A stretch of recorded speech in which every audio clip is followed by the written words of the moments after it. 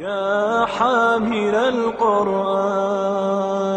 قد خصك الرحمن بالفضل والتيجان۔ عبداللہ رضی اللہ تعالیٰ عنہ سے روایت ہے کہ رسول اللہ صلی اللہ علیہ وسلم نے کھجوروں کے کسی ایسے ڈھیر کو جس کا ماپ نہ کیا گیا ہو کھجوروں کے معین ماپ کے بدلے میں فروخت کرنے سے منع فرمایا ہے۔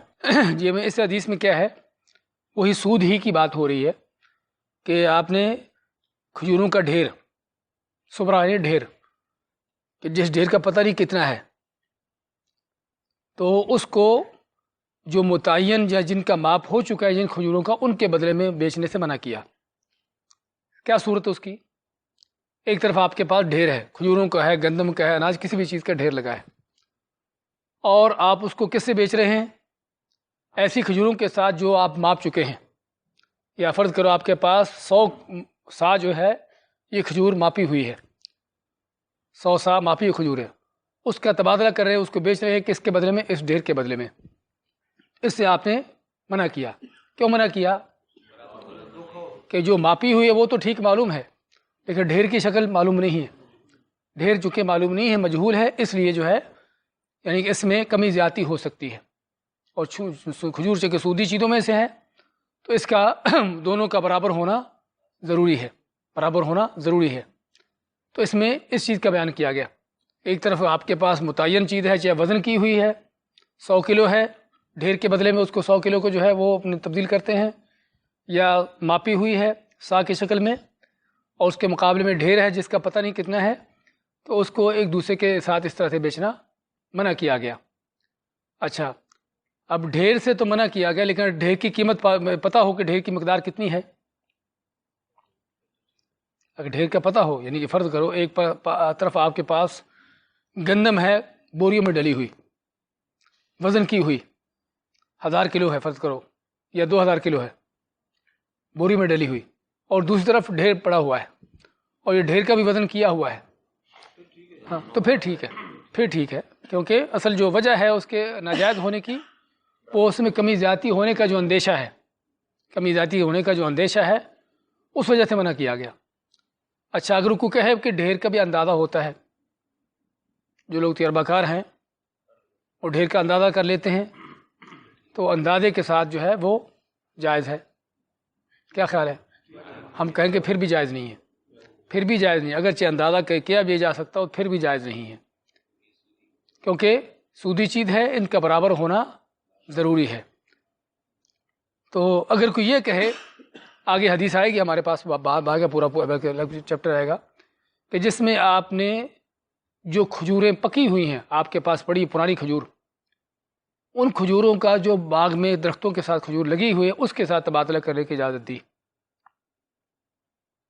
جس کو آرائے کا نام اس کو پڑھیں گے ہم۔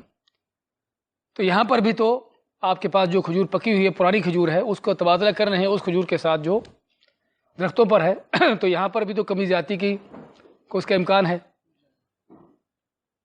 اس کو کیوں اجازت دی گئی، یہاں پر کیوں منع کیا گیا؟ ہاں جی، اس میں کیا ہے، اس میں ہم پڑھیں گے کہ اس کی 5 شرطوں کے تحت اس کو جائز کیا گیا ہے، اس کی مخصوص حالت ہے، عام حالت میں نہیں ہے، کیونکہ بعض لوگوں نے اس حدیث کو، اس واقعے کو، اس چیز کو جو ہے وہ عام کر دیا ہے، کہ اگر بھی وہاں پر اجازت دی گئی تو اس کا مطلب کہ آپ کہیں پر بھی اندازہ لگائیں اور کسی جو متعین مقدار شدہ چیز ہے اس کے ساتھ تبادلہ کر سکتے ہیں، تو اس حدیث کو یہاں پر دلیل لیتے ہیں، لیکن ہم کہتے ہیں کہ وہ ایک خاص چیز ہے، اور ہم پڑھیں گے وہاں پر کہ اس کی 5 شرطیں ہیں، تب جا کر وہ جائز ہے، ورنہ جائز نہیں وہ بھی۔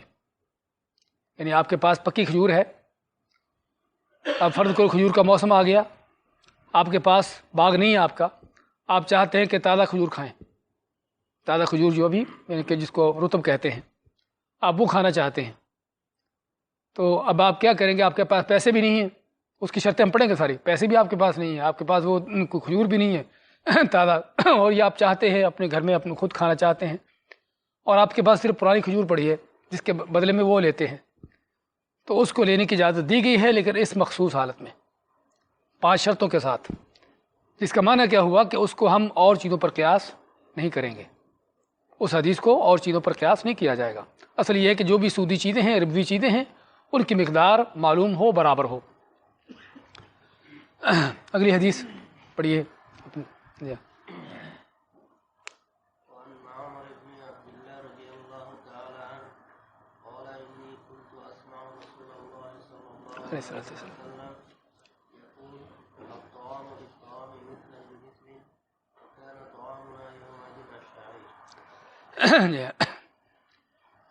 معنی اس کا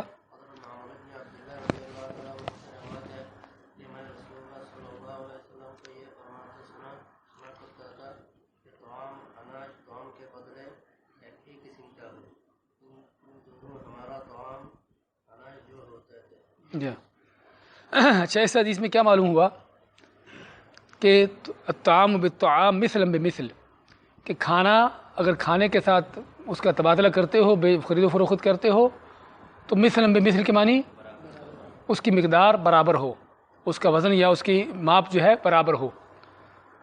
تو اس حدیث سے ہمیں کیا معلوم ہوا؟ ہاں، اس حدیث سے ان لوگوں کو دلیل ملتی ہے جو علت جو ہے وہ کھانا کا سمجھتے ہیں، کہ چار چیزوں کی جو علت ہے، گندم، جو، کھجور وغیرہ، نمک، ان کی علت جو ہے وہ کھانا ہے، وہ اس حدیث کو دلیل بناتے ہیں۔ اس حدیث کو دلیل بناتے ہیں کہ آپ نے کیا فرمایا کہ طعام کے بدلے میں طعام ہو تو مثل بمثل ہے، لیکن ہم کہیں گے کہ اس طعام کو دوسری حدیثوں میں واضح کیا گیا ہے کہ خالی طعام نہیں ہے، بلکہ وہ چیزیں ہیں کہ جو خوراک کے طور پر اور جمع کی جاتی ہیں، اسٹور کی جاتی ہوں۔ ورنہ جس ہم نے پہلے بھی ذکر کیا ہے کہ اگر خالی طعام لیں گے تو اس میں ہر کھانے کی چیز آ جائے گی، اس میں ہر کھانے کی چیز، سبزی پھل بھی آ جائیں گے، اس میں پانی بھی، حتیٰ کہ علماء کہتے ہیں کہ پانی بھی چونکہ کھانا سمجھا جاتا ہے تو اس میں وہ بھی آ جائے گا۔ تو اس کا اگر ہم اس حدیث کے ظاہر لفظ کے ساتھ لیتے ہیں تو پھر اس پر عمل کرنا ممکن نہیں ہے، اور نہ ہی آپ صلی اللہ علیہ وسلم کے زمانے میں ایسی چیز تھی، اور بلکہ ہم آگے پڑھیں گے کہ کھانے ہی کی چیزیں کہ جس طرح کے گوشت یا جانور کو جو کھایا جاتا ہے اس میں آپ نے کمی زیادتی کی، اس میں آپ نے تبادلہ کرتے ہوئے، لین دین کرتے ہوئے اس میں آپ نے کمی زیادتی کی، تو جس کا معنی یہ ہوا کہ کھانا تو علت نہیں ہے، چار چیزوں کے اندر جو سود کی علت ہے وہ کھانا نہیں ہے، جس طرح کے بعض علماء نے یہاں لیا ہے۔ لیکن یہ ضرور ہے کہ اس میں یعنی کہ وہ چیزیں جو خوراک کے طور پہ استعمال ہوتی ہوں اور سٹور ہوتی ہوں، وہ کھانا جو ہے اگر وہ تبادلہ کرتے ہو تو برابر ہونا چاہیے۔ وکان طعامنا یومئذ الشعیر، اور صحابی بات ہے کہ ہمارا اس وقت کا کھانا زیادہ تر کیا تھا؟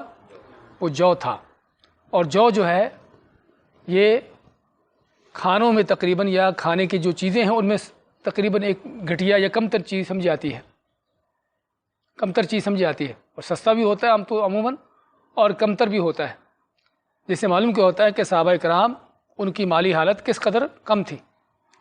اور اسی ضمن میں ایک واقعہ آتا ہے کہ خیبر جب فتح کیا مسلمانوں نے تو بعض صحابہ کہتے ہیں کہ ہم یہودیوں کے ایک جگہ پر گئے، ہم جہاں پر یہودی بیٹھے روٹی پکا رہے تھے، تو روٹی کس کی تھی؟ گندم کی۔ تو کہتے ہیں ہم نے ان کو وہاں سے بھگایا اور خود روٹیاں پکا کر ہم نے کھائیں، اور صحابی کہتا ہے کہ میں پہلی بار گندم کی روٹی کھائی تھی میں نے، اور کھانے کے بعد میں اپنے آپ کو دیکھ رہا تھا کہ پہلے سے موٹا ہوا ہوں یا نہیں ہوا۔ یعنی جیسے معلوم کیا ہوتا ہے کہ کس قدر ان کے ہاں غربت، فقر و فاقہ تھا، کہ حتیٰ کہ گندم جیسی چیز بھی ان کو میسر نہیں تھی، کہ سوائے جو کے اور ان کے لیے کوئی کھانا نہیں تھا۔ تو صحابی کا فرمان یہاں پر کہ ہمارا کھانا اس دن جو تھا، یعنی اپنی حالت کو بیان کرنا ہے کہ جو کے سوا ہمارے پاس کچھ اور کھانے کو نہیں تھا۔ اس میں جو ہے آخری جملے میں ہمارا اس دن کھانا جو ہے وہ جو تھا، کہ اس میں کوئی شکایت ہے یا کوئی شکوہ ہے یا کوئی اس طرح کی چیز ہے یا خبر ہے، اس طرح کی، یا اس طرح کی بات کہنے کا حکم کیا ہے کہ آدمی ایسی چیز بتائے جو کہ اس کی غربت کی یا اس کے ان چیزوں کی دلیل ہو؟ ہاں جی، اس کی تین حالتیں ہیں۔ اگر تو آپ خبر کے طور پر بتا رہے جس طرح کہ صحابی بتا رہا ہے، ایک خبر دے رہا ہے تو جائز ہے، خبر کے طور پر اس بات کو بتانا، کہنا جائز ہے۔ اور اگر آپ شکوے کی شکل میں کہتے ہو یا ایک یعنی کہ اللہ تعالیٰ کی تقدیر پر ناراضگی کی شکل میں، خوش نہ ہوتے ہوئے، تو پھر جو ہے وہ ناجائز ہے۔ یعنی شکوے کی شکل ہو یا اللہ تعالیٰ کی تقدیر پر یعنی کہ راضی نہ ہونے کی شکل ہو تو پھر وہ ناجائز ہے، ورنہ خبر دینے کی حد تک ہو کہ بات یہ ہے تو اس میں وہ چیز جائز ہے۔ اچھا اگلی حدیث پڑھی۔ ہاں صحابی کا قول ہے نا۔ ہاں دیکھیے نہیں، دیکھیے بعض اوقات اس کو ہم پڑھیں گے مصطلح الحدیث میں ادراج کا نام، لیکن ادراج کب ہوتا ہے کہ جب لفظ سے پتہ نہ چلے کہ کون سا آپ صلی اللہ علیہ وسلم کا لفظ ہے اور کون سا صحابی کا ہے۔ اب دیکھیے اس نے کیا کہا، انی کنت اسمع رسول اللہ صلی اللہ علیہ وسلم یقول، کہ میں اللہ کے نبی صلی اللہ علیہ وسلم کو کہتے ہوئے سنتا تھا۔ کیا کہتے تھے؟ الطعام بالطعام مثلا بمثل۔ اب کوئی شک نہیں کہ یہ لفظ آپ صلی اللہ علیہ وسلم کا ہے، سمجھے نا؟ اس حدیث میں کوئی شک نہیں کہ پہلا لفظ جو ہے مثلا بمثل تک یہ آپ صلی اللہ علیہ وسلم کا لفظ ہے۔ اب آگے وکان طعام یومئذ الشعیر، یہ کیا ممکن ہے کہ آپ صلی اللہ علیہ وسلم کا لفظ ہو؟ نہیں، یہ صحابی کا لفظ ہے، کوئی شک نہیں۔ تو اس لیے ہم پڑھیں گے مصطلح الحدیث میں کہ بعض اوقات ایک ہی حدیث کے اندر رسول اکرم صلی اللہ علیہ وسلم کی بات بھی ہے اور اس میں صحابی تابعی کسی اور کی بات بھی ساتھ ملا دی گئی ہے، اس کو مدرج کا نام دیا جاتا ہے۔ مدرج، ادراج کے معنی کس چیز کو ساتھ اٹیچ کر دینا۔ تو لیکن وہ مدرج اس وقت ہوگی کہ جب اس کا پتہ نہ چلتا ہو کہ کون سی آپ صلی اللہ علیہ وسلم کی ہے اور کون سی صحابی کا قول ہے۔ لیکن جہاں پر جس طرح یہاں پر ہے تو یہ واضح طور پر پتہ چل رہا ہے کہ پہلا جملہ آپ صلی اللہ علیہ وسلم کا ہے اور دوسرا جملہ صحابی کا قول ہے، تو اس کو اس میں شامل نہیں کیا جائے گا۔ ہاں جی اگلی حدیث پڑھیے۔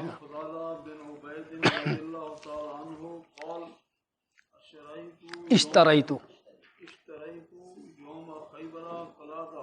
قلادہ قلادۃ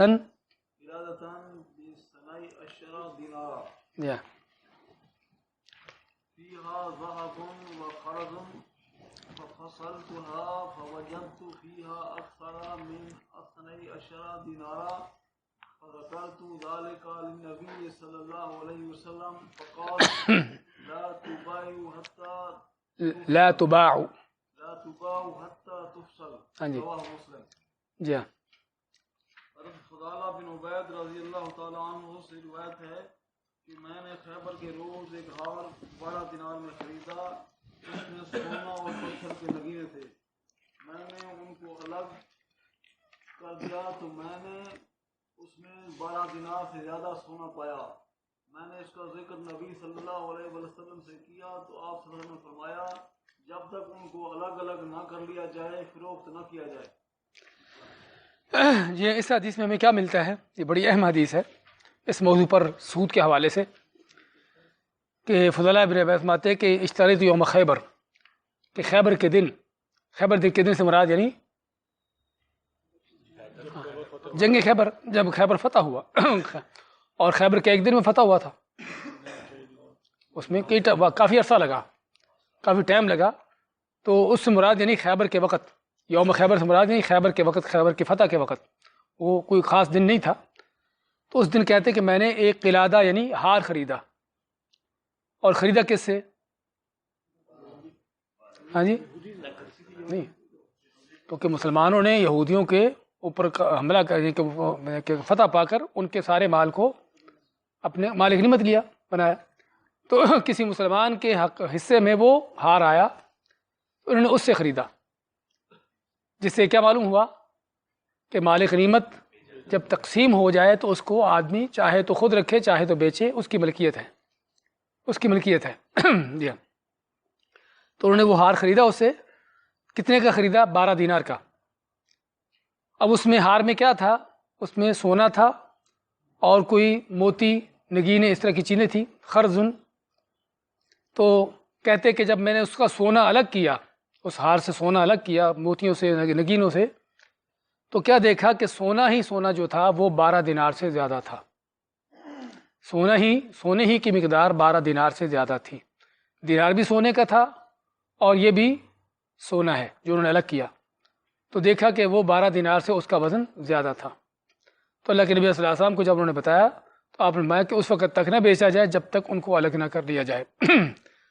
تو اس حدیث میں ہمیں کیا ملتا ہے کہ پہلی بات تو یہ ملتی ہے کہ سونا سودی چیز ہے کہ جس کا تبادلہ کرتے ہوئے مقدار برابر کا ہونا ضروری ہے، چاہے وہ شکل میں مختلف بھی کیوں نہ ہو۔ اب کوئی شک نہیں کہ ایک طرف دینار ہے جو سکہ کی شکل ہے اور دوسری طرف وہ زیور کی شکل میں وہ ہار میں لگا ہوا سونا ہے. اور بناوٹ کے اعتبار سے مہنگا کون سا ہے؟ جو ہار ہے. ہار نہیں، سکہ تو اتنا مہنگا نہیں ہوگا. سکہ تو عام طور پر وہ ایک ٹھپا ہوتا ہے، لگ جاتا ہے اور بن جاتا ہے، وہ تو مشکل نہیں ہے. لیکن جو زیور کی شکل میں ہار میں لگا ہوا سونا ہے، ظاہر بات اس کو بنانے پر، اس کے ساری چیزوں پر ایک محنت ہوتی ہے. تو قیمت کے اعتبار سے دیکھا جائے تو ہار کے اندر جو سونا ہے اس کی قیمت زیادہ ہے. لیکن پھر بھی قیمت کی کم زیادہ ہونے کے باوجود بھی آپ صلی اللہ علیہ وسلم نے کیا حکم دیا کہ دونوں کا برابر ہونا ضروری ہے. اس سے ہمیں کیا دلیل ملی؟ اس سے یہ دلیل حاصل ہوئی کہ سونے کی جو بناوٹ ہے، اس کو بنانے کی جو قیمت ہے یا بنانے کی جو محنت مشقت ہے، اس کو جو ہے سونے کے اندر شمار نہیں کیا جائے گا. سمجھے؟ سونے کے تبادلے میں اس کو شمار نہیں کیا جائے گا. یعنی اگرچہ بناوٹ اس پر محنت ہوئی ہے، اس پر خرچہ ہوا ہے آدمی کا، لیکن پھر بھی وزن کا ہونا برابر ہے. آپ دینار دے کر زیور خریدتے ہو، دینار سے زیور خریدتے ہو اور زیور بنا ہوا ہے. اگر خالی سونا، عام سونا لیتے ہو تو ممکن ہے اس کی قیمت 14 دینار گرام ہو. بنا ہوا سونا لیتے ہو تو اس کی قیمت جو ہے وہ 17-18 دینار ہوگی پر گرام. اب 2-3 دینار جو ہے وہ زیادہ کس چیز کے ہیں؟ اس سونے کی بناوٹ کے. سمجھے نا؟ تو اگر آپ سونے کا سونے کے ساتھ تبادلہ کرتے ہیں تو اگرچہ آپ فرض کرو کوئی بلاک دے کر بنا ہوا زیور لیتے ہیں تو تب بھی دونوں کا وزن برابر ہونا چاہیے. اس کی بناوٹ کی جو قیمت ہے اس کو اس میں اکاؤنٹ نہیں کیا جائے گا. اور اس لیے ہمیں پہلے بھی ذکر کیا تھا کہ اگر اکاؤنٹ نہیں کیا جائے تو کون آپ کو جو ہے وہ پھر برابر سونا دے گا؟ پھر اس کا طریقہ کیا ہوتا ہے کہ اپنے پاس جو سونا اس کو بیچو، اس سے بیچ کر جو اس کے پیسوں سے، اس کی قیمت سے جو ہے وہ نیا سونا یا دوسرا زیور جو آپ خریدنا چاہتے ہو اسے وہ خریدو. جس طرح کہ آپ صلی اللہ علیہ وسلم نے کھجوروں کے بارے میں آپ نے تعلیم دی. نہیں، بناوٹ کی قیمت الگ سے دیں گے تب بھی بات ہوئی ہے کہ سودی چیز کا تبادلہ ہو رہا ہے اور زیادہ کے ساتھ. یعنی اگر فرض کرو وہ آپ کو کہہ دے بھی آپ جو سونا اپنے پرانا زیور فرض کرو، جیسے زیادہ تر لوگ کرتے ہیں، پرانا زیور دے کر نیا زیور خریدتے ہیں، تو آپ کا پرانا زیور 100 گرام کا ہے اور 100 گرام ہی آپ کو اس کے بدلے میں نیا زیور دیتا ہوں، اور یہ 100 گرام کی بناوٹ جو ہے اس کی قیمت فرض کرو 20 دینار ہے یا 30 دینار اس کی بناوٹ کی قیمت، اس کی یعنی کہ اس کی قیمت ہے. تو آپ جو ہے 30 دینار مجھے زیادہ دے دو، 30 دینار مجھے زیادہ دے دو جو اس کی بناوٹ کی قیمت ہے، تو تب بھی یہ ناجائز ہوگا، تب بھی سود ہوگا. تو اس سے معلوم کیا ہوا؟ اسی تو ہم یہ چیز پڑھنا چاہتے ہیں، یعنی اسی لیے ان چیزوں کو ہم سیکھنا چاہتے ہیں، پڑھنا چاہتے ہیں. لوگ تو کیا، ہمیں خود بھی بہت سی چیزوں کا علم نہیں ہے اور ہم لا علمی میں کرتے رہتے ہیں اس طرح کی چیزیں. تو اس لیے جو ہے یعنی کہ جو سودی چیزیں ہیں ان میں وزن کا برابر ہونا ضروری ہے. قیمت کا کم زیادہ ہونا، معیار کا اونچا نیچا ہونا، ان چیزوں کو نہیں دیکھا جائے گا. ہم نے پہلے کھجوروں کے بارے میں پڑھا ہے کہ گھٹیا کھجور اچھی کھجور کے ساتھ، حالانکہ گھٹیا 2 سا یا 2 کلو کھجور اچھی کھجور کے 1 کلو کے برابر ہے اس کی قیمت. تو وہاں پر قیمت کو نہیں دیکھا گیا، وہاں پر کیا دیکھا گیا ہے؟ مقدار دیکھی گئی ہے، وزن دیکھا گیا ہے کہ مقدار برابر ہونی چاہیے، چاہے قیمت کم زیادہ ہو اس کو نہیں دیکھا جائے گا. یہاں پر بھی کیا ہے کہ ایک طرف دینار ہے، سکہ ہے، اور دوسری طرف بنا ہوا زیور ہے، اور یقینی طور پر زیور کی قیمت جو ہے اس کی بناوٹ زیادہ ہے، اس کی قیمت زیادہ ہے، لیکن یہاں پر بھی اس قیمت کو نہیں دیکھا گیا. اس کو کیا دیکھا گیا ہے کہ وہ وزن برابر ہو. ایک فائدہ تو ہمیں اس حدیث سے یہ ملا. ہاں، اس کا طریقہ ہم نے یہ بتایا نا آپ کو کہ پرانا سے سونا بیچیے، اس کو بیچ دیں، سیل کر دیں، اور سیل کرنے کے بعد اس کی قیمت اپنے پاس لے لیں. فرض کرو پرانا سونا آپ کا 200 گرام تھا، اس کے آپ کو فرض کرو کہ 2000 دینار مل گئے. فرض کریے 2000 دینار اپنے پاس ان کو وصول کر لیں. اس کو وصول کرنے کے بعد اب چاہیں اسی دکان سے چاہیں کسی اور دکان سے آپ 2000 دینار کا سونا زیور جو آپ نیا خریدنا چاہتے ہیں وہ آپ کو 200 گرام مل جائے، 150 گرام مل جائے، کتنا بھی مل جائے، اب اس سے جو ہے وہ نیا زیور خریدیں. نہیں یہ غلط ہے. اسی لیے بات کریں، یہ غلط ہے. بناوٹ کی قیمت الگ سے لگا کر اس کو دینا غلط ہے. سمجھے نا؟ جو اس کا طریقہ ہے وہ یہ ہے، جس طرح کہ آپ صلی اللہ علیہ وسلم نے خیبر کے کھجوروں کے بارے میں حکم دیا نا، تو یہ چیز ہم کو کرنا چاہیے. کوئی بھی سودی چیز آپ لین دین کرتے ہیں، گندم کا گندم کے ساتھ فرق کرو تبادلہ کرتے ہیں، جس طرح کہ ہمارے ملکوں میں عام طور ہوتا ہے. چاول کا چاول کے ساتھ، کہ آپ کے پاس اچھا چاول ہے، میرے پاس گھٹیا چاول ہے، آپ کو 2 من چاول دے کر آپ سے 1 من لیتا ہوں، سمجھے نا؟ تو یہ منع ہے اس طرح سے. تو جو بھی سودی چیز ہے اس کا تبادلہ کرتے ہوئے وزن برابر ہونا ضروری ہے. اس کی کوالٹی کا اونچا نیچا ہونا، قیمت کا کم زیادہ ہونا، اس چیز کو نہیں دیکھا جائے گا. اگر اس کا تبادلہ ممکن نہیں ہے برابر مقدار میں، تو پھر اس کا طریقہ یہ ہے کہ ایک چیز کو بیچو، اس کی قیمت سے پھر دوسری چیز خریدو. اور قیمت بھی سونے کے بارے میں خاص طور پر سونے کے بارے میں، ہاں اور کوئی چیز ہوتی مشکل نہیں تھا، لیکن سونے کے بارے میں خاص طور پر آپ اس کی قیمت وصول کر لو. پرانا زیور جو آپ نے بیچا ہے اس کی قیمت اپنے پاس لے لو. 1000-2000 دینار جو اس کی قیمت بنی ہے اس کو اپنے پاس وصول کر لو. یہ نہیں دکاندار کے پاس چھوڑو بھی اب اس کا مجھے وہ نیا سونا دے دو، پھر بات وہی ہوگی. اگر فرض کرو قیمت آپ لگوا دیتے ہیں اور قیمت وصول نہیں کرتے، پرانے سونے کی قیمت لگ گئی 1000 دینار اور آپ نے اس کی قیمت وصول نہیں کی، 100 گرام سونا تھا، 1000 دینار اس کی قیمت لگ گئی. اب اس نے آپ کی اس کی قیمت وصول نہیں کی، آپ چاہتے اسی 1000 دینار سے ہی اب نیا سونا نیا زیور خریدیں، فرض کرو 80 گرام، تو وہ پھر بھی سود ہوگا. جب تک آپ وہ قیمت وصول نہ کر لیں، قیمت اپنے پاس لے کر اب اس قیمت کو سے جو ہے آپ نیا اگریمنٹ کریں، نیا سودا کریں، نیا ان کے زیور لینے کا، چاہے اسی دکان سے لے لیں کہیں اور سے لے لیں. یہ ہاں بھائی غلط ہے نا، یہ چیز غلط ہے. اسی لیے ہم کہتے ہیں چاہتے ہیں کہ خصوصاً سونے کے معاملات جو ہے بڑے خطرناک ہیں. ہندوؤں کو کیا ہاں جی نہیں، دکان نہ بھی کھولے، کم از کم ہم کو علم ہو، ہمیں پتہ ہو. ہمیں کیا یعنی کہ آپ فرض کرو پرانا زیور کسی جا کے بیچیں گے تو کوئی اعتراض کرے گا آپ کو بیچنے پر؟ ہم بیچیں اس کو بیچیں، اس کو جب بیچ دیں اسے قیمت اس کی وصول کر لے، اس کے بعد آپ زیور پسند کریں جو آپ کو اچھا لگتا ہے. ہاں بھی ٹھیک ہے مجھے یہ زیور چاہیے، اسے خرید لیں. میں نے یہ بھی سنا ہے کہ جو ریٹ لگا ہوتا ہے نا، ہاں جی اصلی ریٹ پیچھے سے نا یعنی کم سے خریدتے ہیں اور ہاں مارجن رکھ کے تو ریٹ لگاتے ہیں، اور جتنے بھی دکان والے نا ان کا ایک ہی یعنی ہوتا ہے کہ ہاں ریٹ لگاتے ہیں. ہاں بالکل پہلے سے آلریڈی پروفٹ انہوں نے رکھ لیا ہوتا ہے.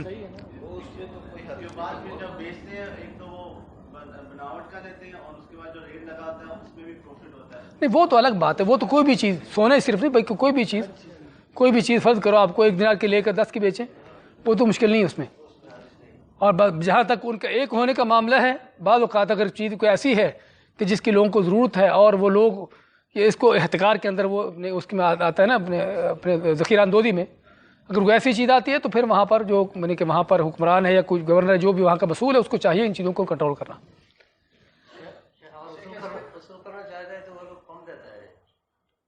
تو کم تو دے گا، ظاہری بات ہے، وہ تو ہے کہ پرانے زیور کی قیمت آپ کو کم دے گا، لیکن کم تو دے گا لیکن آپ کو یہ حلال ہو جائے گا. سمجھے؟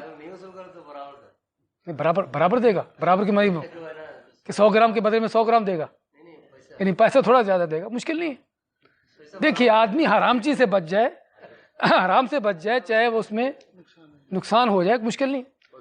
آپ اس کو کہہ بھی سکتے ہو کہ میں نے آپ سے بھی سونا خریدنا ہے، یعنی فرض کرو اگر آپ کو یہ خطرہ ہے کہ وہ اگر صرف یہ بیچنے کا اس کو پتہ ہوگا تو تھوڑی قیمت لگائے گا، اگر اس کو یہ بتا دو کہ میں نے خریدنا بھی ہے تو قیمت زیادہ لگائے گا آپ کے زیور کی، تو اس کو پہلے سے بتا دیں کہ میں نے آپ سے زیور خریدنا بھی ہے لیکن پہلے یہ آپ لو، اس کی قیمت مجھ کو دو، اس کے بعد میں آپ سے خریدتا ہوں جو میں چاہوں گا. سمجھے نا؟ کوئی مشکل نہیں ہے.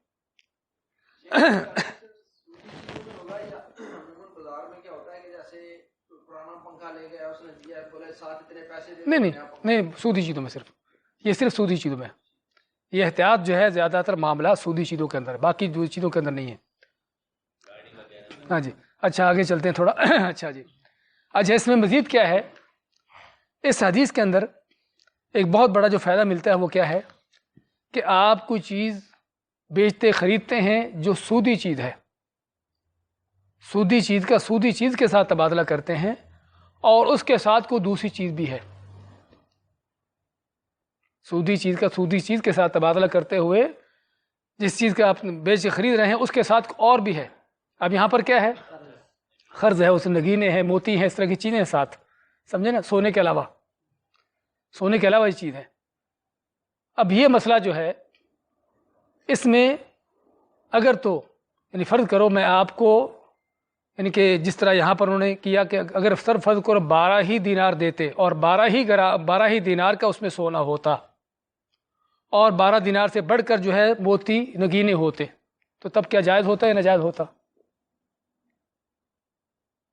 مجھے پتہ ہے یعنی یہاں پر تو چونکہ پتہ نہیں تھا، لیکن فرض کرو میں آپ کے پاس جاتا ہوں یا دکان پہ جاتا ہوں، دکان سے لاکڑ خریدتا ہوں اور میرے پاس فرض کرو 100 گرام سونا ہے، اس کو 100 گرام سونا دیتا ہوں اور 100 گرام ہی کا اس سے فرض کرو لاکڑ کوئی اس طرح کے زیور خریدتا ہوں جن زیورات کے اندر نگینے موتی ہیں. ہاں جی، تو کیا جائز ہے ناجائز ہے؟ ہاں جی ہاں جی، نہیں الگ الگ تب کریں گے جب آپ پتہ نہیں ہے، یہاں پر علم نہیں ہے. آپ صلی اللہ علیہ وسلم کیوں الگ کرنے کا حکم دیا؟ کہ جہاں پر علم نہ ہو، لیکن یہاں پر علم ہے، دکاندار نے اس کو پتہ ہے کہ یہ زیور جو ہے اس میں صرف سونا جو ہے اس کی مقدار اتنی ہے، نگینے موتیوں کے علاوہ صرف سونا جو ہے اس کا وزن اتنا ہے. تو اگر آپ کو پتہ ہے کہ اتنے وزن سونا ہے اور اتنے ہی وزن کا سونا آپ اس کو دیتے ہیں، تو لیکن اس کے ساتھ ساتھ موتی ہیں، نگینے ہیں، اس طرح کی چیزیں ہیں جو زیادہ ہیں. ہاں جی، وہ الگ بات ہے، وہ آپ کے راضی ہو یا نہ ہو، لیکن فرض کرو کہ راضی ہو گیا. فرض کرو اس کی شکل یہ ہو سکتی ہے کہ اس کے پاس آپ کے پاس یا اس کے پاس کوئی پرانا لاکٹ ہے، آپ کے پاس کوئی نیا زیور ہے، سمجھے نا؟ تو وہ تیار ہو جائے گا، ٹھیک ہے اپنا نیا زیور دو، 100 گرام کے بدلے میں 100 گرام سونا آپ کو دیتا ہوں، یہ پرانے لاکٹ میں پرانا 100 گرام سونا ہے تو اس کے اوپر نگینے موتی آپ کو فری میں ہے. ہاں جی، کیا خیال ہے؟ ہاں جی، اس میں علماء کا اختلاف ہے. بعض علماء کہتے ہیں کہ ناجائز ہے، بعض علماء کہتے ہیں کہ ناجائز ہے. اس لیے کیونکہ یہاں پر آپ نے سونے کے ساتھ تبادلہ کیا اور اس سے زیادہ وصول کیا. کیا چیز؟ نگینے یا اس طرح کی چیز آپ نے اس سے زیادہ وصول کی. ہاں جی، اس سے زیادہ وصول کی. تو بعض علماء کہتے ہیں کہ اس لحاظ سے یہ چیز جو ہے وہ سود کی اپنے نجائز چیز ہے. اچھا، اس کی اور شکل میں بعض علماء کیا کرتے ہیں کہ فرض کرو میں نے آپ کو 10 کلو گندم دی 10 کلو جو کے بدلے میں، اور 10 کلو ہی کھجور دی، یعنی میں نے آپ کو کھجور بھی دی 10 کلو اور 10 کلو گندم بھی دی.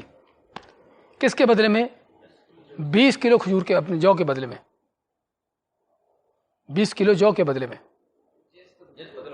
ہاں جی، علت ایک ہے، علت ہاتھوں ہاتھ کا ہونا. یا کرو فرض کرو گندم ہی کو گندم کے 20 کلو آپ کو گندم دی اور مقابلے میں 10 کلو گندم اور 10 کلو کھجور دی. ہاں جی، اب جنس گندم کی حد تک جو 10 کلو وہ ایک ہے، لیکن کھجور کی حد تک بدل گئی. تو کیا یہ جائز ہے ناجائز ہے؟ ہاں، بعض علماء نے کہا ہے کہ ناجائز ہے، لیکن شیخ ابن تیمیہ رحمۃ اللہ علیہ فرماتے ہیں کہ یہ چیز جائز ہے، کیونکہ 10 کلو گندم کے بدلے میں ہوگی اور جو 10 کلو اگلی گندم ہے، دوسری گندم جو ہے اس کے بدلے میں 10 کلو کھجور ہو گئی. وزن گندم کا جو ہے 10 کلو گندم کا وزن 10 کلو گندم کے برابر ہو گیا، اور باقی جو 10 کلو گندم زیادہ تھی، 20 کلو تھی نا گندم ایک طرف 10 کلو گندم 10 کلو کھجور ہے، دوسری طرف 20 کلو گندم ہے، تو 10 کلو گندم کے مقابلے میں 10 کلو گندم ہوگی، باقی دوسری جو 10 کلو باقی رہ گئی اس کے مقابلے میں 10 کلو کھجور ہوگی. تو ابن تیمیہ رحمۃ اللہ فرماتے ہیں کہ یہ چیز جائز ہے، اور یہ اس میں نہیں آتی جو یہاں پر اس حدیث میں ہے. اس حدیث میں جو کیا ہے کہ ایک ہی چیز سودی چیز ہے کہ جس کا مقدار معلوم نہیں ہے، لیکن یہاں پر مقدار معلوم ہے، اور جہاں پر یہ بھی کہ وہ چیز زیادہ ہوئی تھی، اگر برابر ہوتی تو صحیح جو ہے علماء کا قول، اگر برابر ہوتا سونا سونے کے برابر ہوتا تو علماء کے نزدیک جو ہے علماء کا جو ابن تیمیہ کو جو اختیار ہے وہ کیا ہے کہ اگر فرض کرو اگر اس میں 12 دینار کا ہی سونا ہوتا، زیادہ نہ ہوتا، تو یہ جائز تھا. ناجائز کب ہوا؟ کہ اس لاکڑ میں سونا جو نکلا وہ 12 دینار سے زیادہ کا نکلا، اس لیے ناجائز تھا. اگر 12 ہی دینار کا سونا ہوتا تو ابن تیمیہ رحمۃ اللہ علیہ کے قول کے مطابق جو ہے وہ جائز ہے. اگر جب بعض دوسرے علماء کہتے ہیں کہ یہ بھی ناجائز ہے کیونکہ اس کا آپ نے کیا کیا کہ سودی چیز کے ساتھ تبادلہ کیا اور اس سے آپ کو زیادہ ملا. تو علی کل حال اگر سودی چیز کے ساتھ تبادلہ کرتے ہیں تو اس کا وزن کا ہونا برابر ضروری ہے. اچھا، اس حدیث میں آپ نے جو آخر میں کہ لا تفعل، ایسا نہ کر، اس سے کیا معلوم ہوا کہ یہ بیع جو ہے صحیح ہے یا فاسد ہے؟ یہ بیع فاسد ہے. کس لیے فاسد ہے؟ کہ آپ نے اسی بیع کے اوپر حکم دیا کہ یہ ایسا نہ کرو، ایسے خرید و فروخت نہ کرو. اور ہم نے کیا قاعدہ کلیہ لیا تھا پہلے کہ اگر نہیں جو ہے ممانعت جو ہے وہ عین بیع ہی کی طرف جاتی ہے تو پھر بیع فاسد ہے. اگر بیع کے طریقہ کار یا کوئی اور دوسری چیز کی طرف جاتی ہے تو پھر جو ہے پھر بیع جو ہے وہ جائز ہوگی، لیکن اس کا طریقہ غلط ہے. اس کے اندر پھر بعض اوقات اس بیع کو ختم کرنا یا کینسل کرنے کا اس کی اجازت ہوگی. اچھا، اور اس حدیث سے علماء نے ایک بہت اہم حکم اخذ کیا ہے. وہ کیا ہے کہ اللہ تعالیٰ نے الیوم اکملت لکم دینکم، کہ آج تمہارے اوپر تمہارا دین مکمل کر دیا. اس آیت کا جو معنی ہے اس طرح کی احادیث سے ہمیں معلوم ہوتا ہے. اور علماء کا ایک قاعدہ کلیہ ہے کہ ہر وہ چیز جو شریعت کے زمانے میں، یعنی وحی کے نزول کے زمانے میں جو صحابہ کرام نے کی ہے، اس وقت ہوئی ہے، وہ شریعت ہے. وہ شریعت ہے. کیا مطلب؟ سمجھے کہ نہیں سمجھے؟ یعنی صحابہ آج بھی حکم، لیکن وہ شریعت کیوں ہے؟ کہ آپ کی وحی نازل ہو رہی ہے. اب لوگ فرض کرو کوئی کام کرتے ہیں، آپ کو اس کا علم نہیں ہوتا، تو کیا وہ بھی شریعت ہوگا؟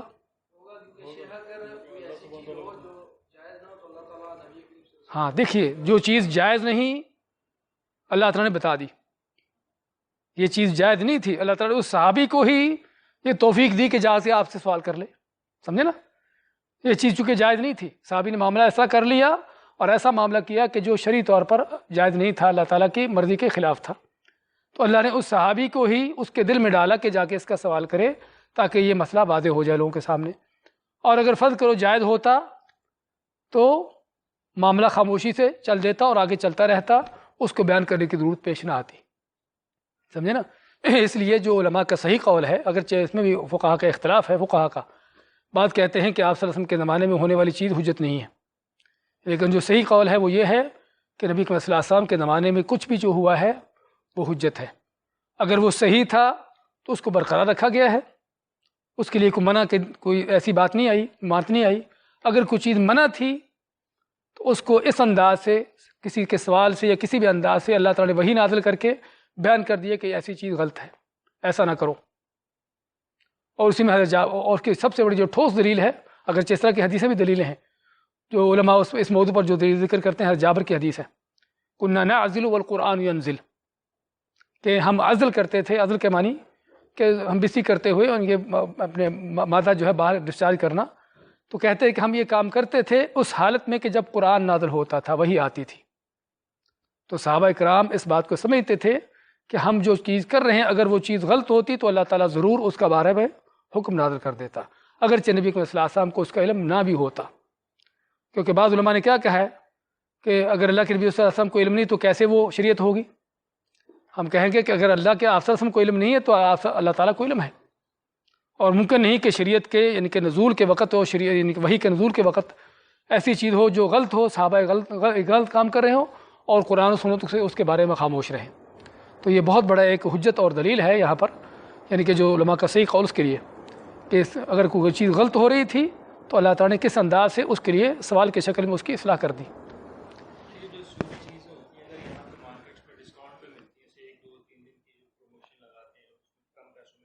ہاں مشکل، وہ تو قیمت ہے نا، وہ تو قیمت ہے نا، وہ مشکل نہیں، اس میں قیمت ہے. فرض کرو سونے کا ریٹ آج 15 دینار ہے، کل 13 دینار ہو جاتا ہے. وہ تو جس طرح یعنی کہ قیمت اونچی زیادہ ہوتی ہے اس طرح ڈسکاؤنٹ میں بھی ہے. نہیں، وہی ڈسکاؤنٹ میں وہی چیز ہے. نہیں، بات جو ہے وہ صرف اور صرف جو ہے اگر سونے کے ساتھ سودی چیز کے ساتھ تبادلہ کرتے ہیں مقدار کا برابر ہونا، قیمت کا کم زیادہ ہونے کی مشکل نہیں ہے. جی ہاں، اس لیے ہم نے پہلے ذکر کیا کہ قیمت کا ان چیزوں کے اندر کوئی اعتبار ہی نہیں ہے. اچھی کھجور گھٹیا کھجور دونوں کی قیمت الگ الگ ہے، تو قیمت کا کوئی یہاں پر اعتبار نہیں، اصل اعتبار کس چیز کا ہے؟ وہ مقدار کا برابر ہونا۔ جی ہاں چلیے پڑھیے۔ جی ہاں وعن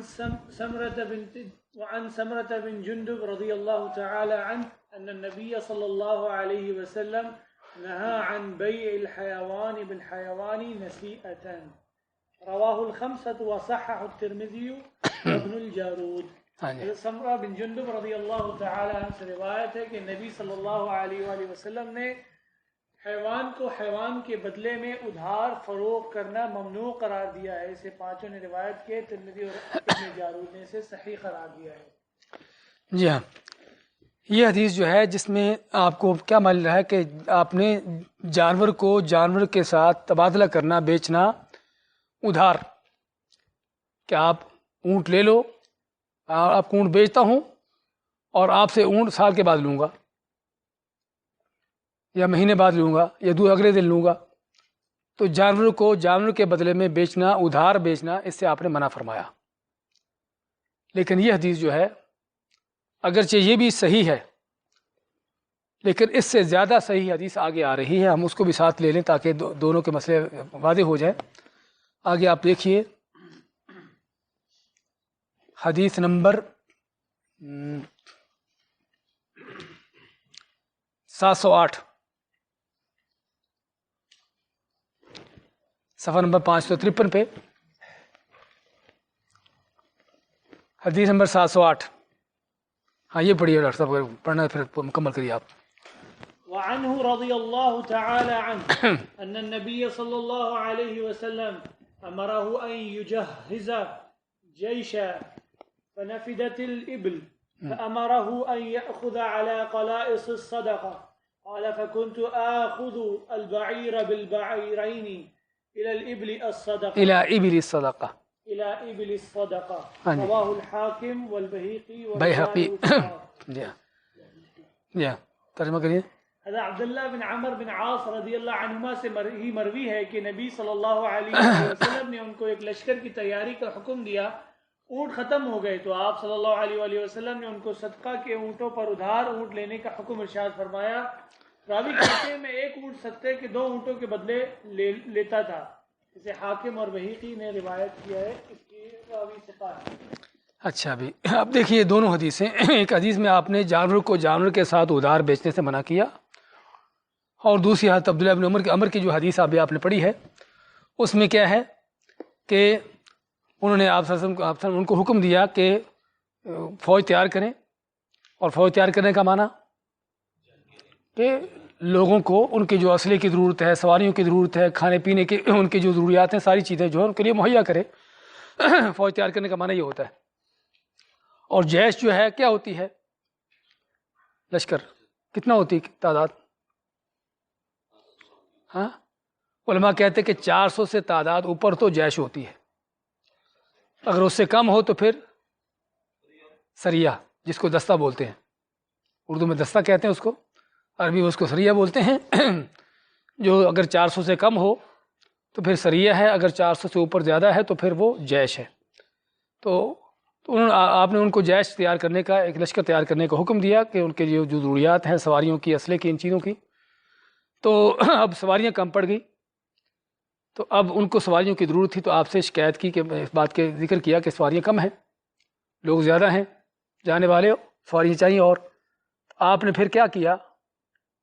آپ نے کہا کہ لوگوں سے تم سواریاں لو، ایک اونٹ لو، کس کے بدلے میں؟ 2 اونٹوں کے بدلے میں۔ کب دیں گے ان کو؟ جب صدقے کے اونٹ آئیں گے۔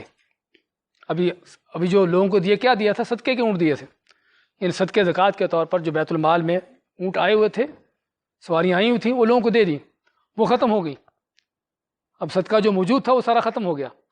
اب لوگوں سے آئندہ صدقہ آنا ہے، یعنی اگلے آنے والے وقت میں زکوٰۃ ان سے وصول کرنا ہے، ابھی کی نہیں ہے۔ تو کیا ہے کہ آپ نے ان سے کہا کہ ٹھیک ہے تم ان سے لے لو صدقہ، جو ہے ابھی کا وصول کر لو، یعنی کہ جانور لے لو ان سے، لیکن جب صدقہ آئے گا تو صدقہ جب آئے گا تو 1 اونٹ کے بدلے میں ہم ان کو 2 اونٹ دیں گے، 1 اونٹ کے بدلے میں ان کو 2 اونٹ دیں گے۔ اچھا، اس میں کیا ہے کہ جانور کو ادھار بیچنے کی صرف اجازت نہیں بلکہ آپ نے اس کا حکم دیا، آپ نے بلکہ اس کا حکم دیا، اور ادھاری صرف نہیں بلکہ اس کو بھی زیادہ کر کے اس کو دینے کا حکم دیا، جو اس بات کی دلیل ہے کہ یہ چیز جائز ہے۔ اور یہ وہ دلیل ہے، ہمارے پاس ایک مثال ہے کہ بعض اوقات احادیث جو ہے ظاہراً جو ہے اس میں کیا ہے ٹکراؤ نظر آتا ہے، تو اس میں ٹکراؤ میں پھر کیا ہوتا ہے بعض اوقات تو ان کو یعنی بلکہ پہلی کوشش کیا ہوگی ان دونوں کو جمع کرنا کہ دونوں پر عمل ہو جائے، لیکن اگر دونوں پر عمل کرنا ممکن نہ ہو، جو جمع کرنا ممکن نہ ہو، تو پھر جو ہے یہ دیکھا جائے گا کہ کون سی چیز بعد کی ہے کون سی پہلے کی ہے، ناسخ منسوخہ ہو جائے گا۔ اگر یہ بھی پتہ نہیں ہے تو پھر کیا ہے، پھر ترجیح دی جائے گی کہ کون سی چیز زیادہ، تو حدیث کے سند کے اعتبار سے جو دوسری حدیث عبداللہ بن عمر کی جو حدیث ہے، علماء مانتے ہیں کہ سند کے لحاظ سے یہ پہلی حدیث سے زیادہ قوی ہے، پہلی حدیث سے زیادہ قوی ہے، اور اس میں باقاعدہ بلکہ آپ نے حکم بھی دیا ہے، آپ نے باقاعدہ ایک حکم بھی دیا ہے اور ایک عملی چیز ہے۔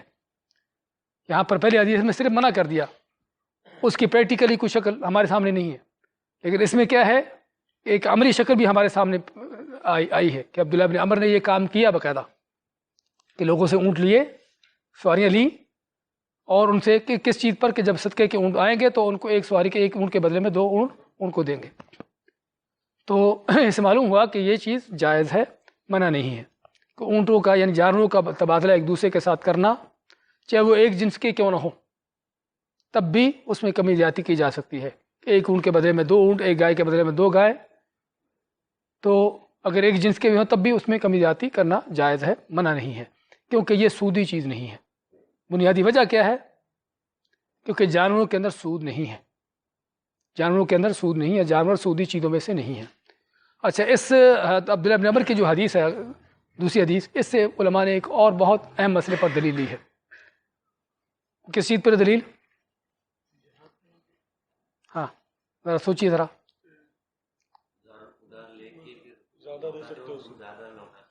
ہاں جی، کہ ادھار پر قیمت کیا زیادہ لگانا، ادھاری چیز کی قیمت، نقد کی قیمت تھوڑا اور ادھار کی قیمت زیادہ، یا چیز کو قسطوں پر لینا زیادہ قیمت پر، چیز کو قسطوں پر زیادہ قیمت سے وصول کرنا، تو یہ قسطوں پر چیز کو لینے کی دلیل ہے کہ اگر آپ کو ایک چیز اپنے نقد لیتے ہیں تو 100 دینار کی ہے، اگر قسطوں پر لیتے ہیں تو 120 دینار کی ہے، سمجھے نا؟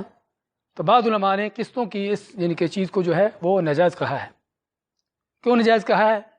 کہتے ہیں کہ وہ بیعتین فی بیع کے اندر آتا ہے، جو اگلی حدیث آ رہی ہے کہ ایک چیز پر 2 اگریمنٹ ہو رہے ہیں، اور یہ مسئلہ بڑا اہم ہے، سمجھنے کی ضرورت ہے، کیونکہ ہمارے یہ اس مسئلے پر عرب علماء کے اندر اور ہمارے پاک و ہندوستان کے جو علماء ہیں ان کے اندر اختلاف چلتا ہے کافی بڑا۔ ہاں جی، اور عرب علماء تقسیط کو قسطوں کو جائز قرار دیتے ہیں کہ نقد کی قیمت اور ہو ادھار کی قیمت دوسری ہو تو جائز ہے، اور ان کی دلیلیں اس طرح کی احادیث ہیں۔ اور ہمارے بعض علماء جو ہیں، بعض علماء سبھی نہیں، بعض علماء خصوصاً اہل حدیث علماء جو ہے وہ تقریباً ان میں سے سبھی نہیں، کچھ علماء وہ اس کو نجائز کہتے ہیں۔ نجائز کیوں کہتے ہیں؟ کہ وہ بیعتین فی بیع کے اندر کہ ایک ہی چیز پر 2 اگریمنٹ ہو رہے ہیں، کہ یا ایک ہی چیز پر نقد کا بھی اگریمنٹ ہے ادھار کا بھی ہے، اور آپ نے اس چیز سے منع کیا ہے۔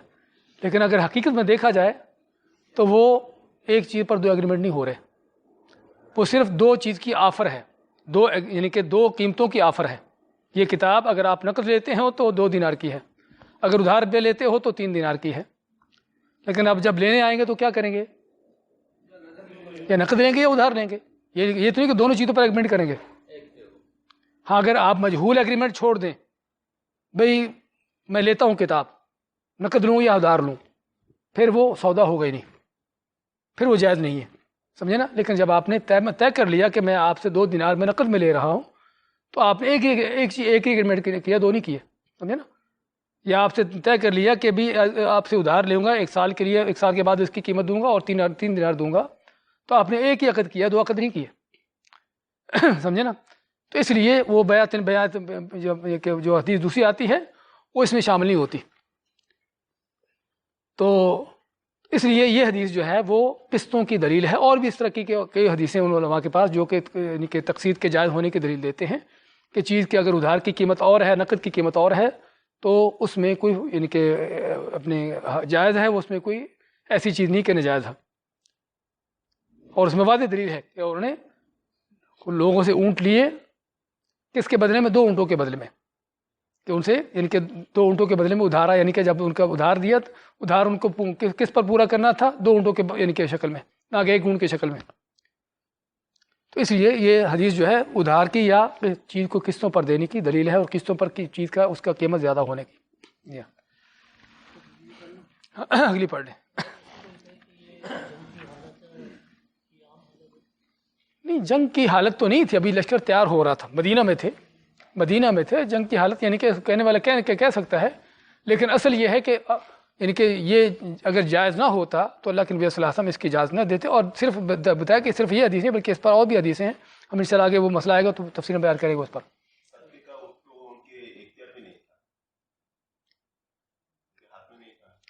لیکن آپ صلی اللہ علیہ وسلم کے ہاتھ میں ہے نا، حکمران جو ہے اس کے ہاتھ میں ہے، سمجھے نا. بیت المال کا ذمہ دار کون ہے؟ حکمران ہے، سمجھے نا. اور آپ صلی اللہ علیہ وسلم اس وقت کے حکمران تھے. تو اس لیے یعنی آپ کا سوال اس لحاظ سے ہو سکتا ہے کہ ابھی تک وہ چیز ان کے پاس آئی نہیں، تو کیسے جو ہے اس چیز کا سودا کر رہے ہیں، اس چیز کا معاملہ کر رہے ہیں جو چیز ان کے پاس نہیں ہے. تو لیکن یہ ہے کہ آنے کی ایک امید تھی، اور آنا یقینی تھا. یقینی کیا تھا؟ کہ زکوٰۃ لوگوں کے پاس مال ہے، اونٹ ہے، بکریاں ہیں، گائے ہے، اس طرح کی چیزیں موجود ہے. اب جب سال مکمل ہوگا تو یقینی طور پر زکوٰۃ دیں گے، یقینی طور پر زکوٰۃ ان کی آئے گی، وصول ہوگی. تو یہ چیز ہے. ہاں، نہیں، مجہول کا یہ بھی ہے کہ اگر یہ ہو بھی فرض کرو پتنی اب اونٹ مجھے چاہیے 50، اب ممکن ہے کوئی صدقے میں جو اونٹ آئے وہ 20 آئے، پھر تو مجہول ہے. لیکن اگر 50 کی جگہ پر 500 آئیں گے، مجھے 50 اونٹ چاہیے اور آنے والے اونٹ 500 ہیں، تو پھر اس میں مجہول ہونے کی کوئی کیفیت نہیں ہے، سمجھے نا. ایک چیز بہت زیادہ آنے والی ہے، جس طرح کہ عام طور پر زکوٰۃ وصول ہوتی تھی. اب جو سواری ان کو چاہیے تھی ممکن تھوڑی چاہیے تھی، یقینی طور پر کہ کچھ صدقے کے اونٹ موجود تھے انہوں نے دے دیے، باقی تھوڑے کم تھے. اب جو زکوٰۃ جب آئے گی تو وہ اس سے کہیں زیادہ ہوگی. تو اس میں یہ بھی چیز ہے. جزاک اللہ خیر. ہاں.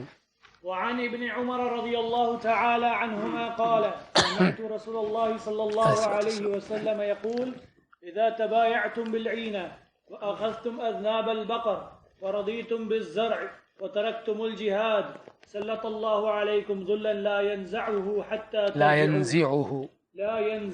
حتى ترجعوا إلى دينكم. رواه أبو داود من رواية نافع عنه وفي إسناده مقال ولأحمد نحوه من رواية عطاء ورجاله ثقات وصححه ابن القطان.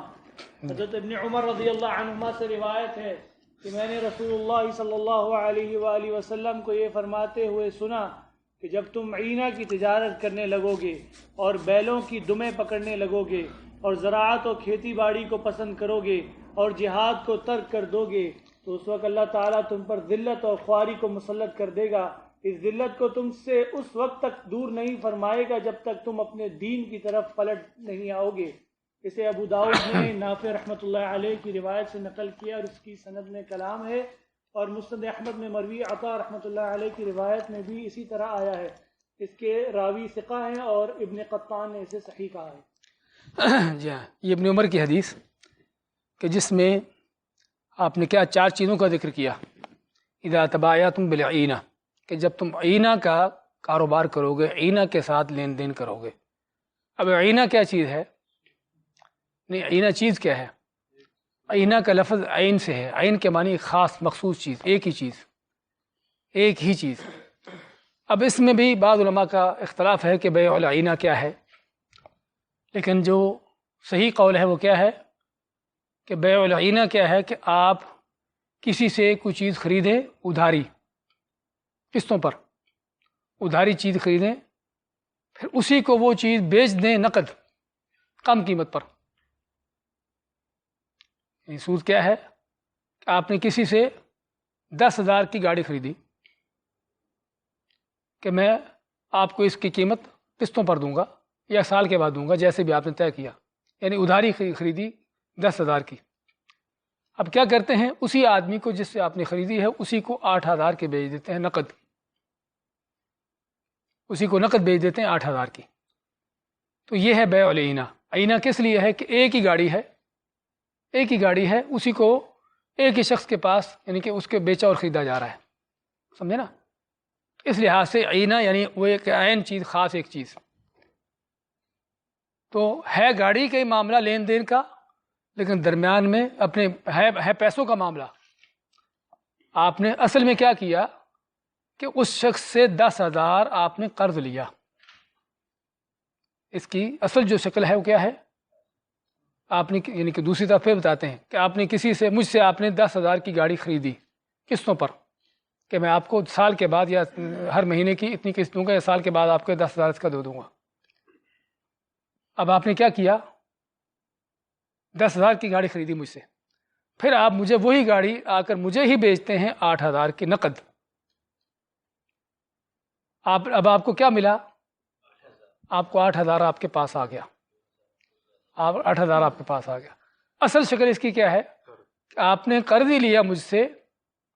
کتنا قرض لیا ہے، 8,000 نہیں 8,000 بھائی، اس کے پاس کتنا گیا، 8,000 کا قرض لیا ہے، لیکن سال کے بعد اس کو 10,000 کے اوپر سود پر 2,000 کے سود کے ساتھ، سمجھے نا. تو اصل قرض ہی لیا ہے، پیسوں کے ساتھ ہی معاملہ ہے، لیکن اس میں درمیان میں گاڑی ڈال دی گئی، درمیان میں کچھ چیز ڈال دی گئی. قبضے میں لینے کے بعد بات کر رہے ہیں. آپ نے گاڑی مجھ سے خرید لی، لے کے چلے گئے، سارے اپنے پیپر کا ورک ہو گیا، ہر چیز ہوگی، گاڑی آپ کی ہو گئی. اس کے بعد آپ مجھے آگے گاڑی بیچتے ہیں، اور آپ نے خریدی مجھ سے ادھاری 10,000 کی، اب آ کر مجھے بیچتے ہیں 8,000 کی. اب کو کہنے والا کہے کہ اس کو کیا فائدہ ہے 8,000 کے بیچنے کا بھی.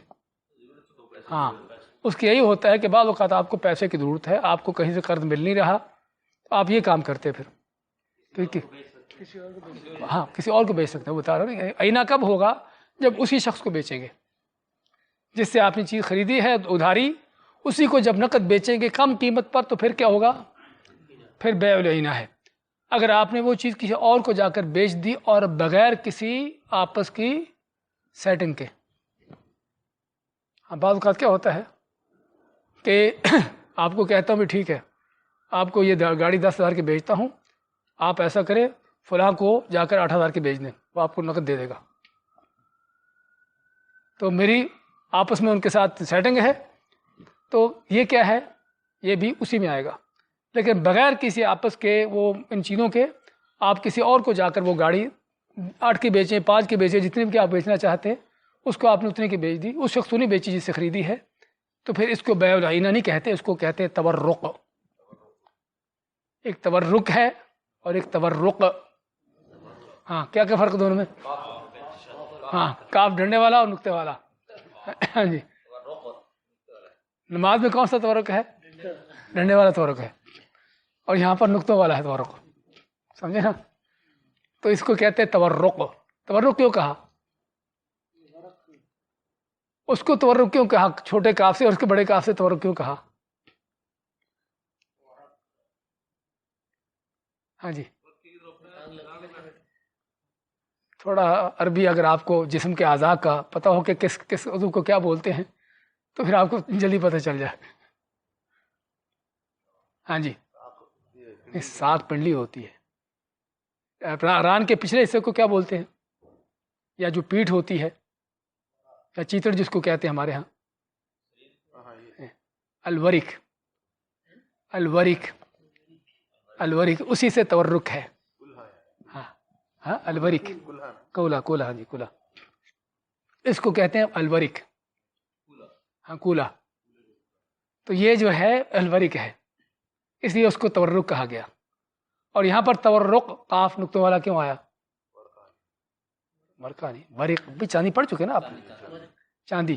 اور زیادہ تر لوگوں کا جو لین دین ہوتا تھا دراہم کے ساتھ ہوتا، دینار بھی ہوتا تھا اگرچہ استعمال، لیکن دینار سے زیادہ درہم کا استعمال تھا.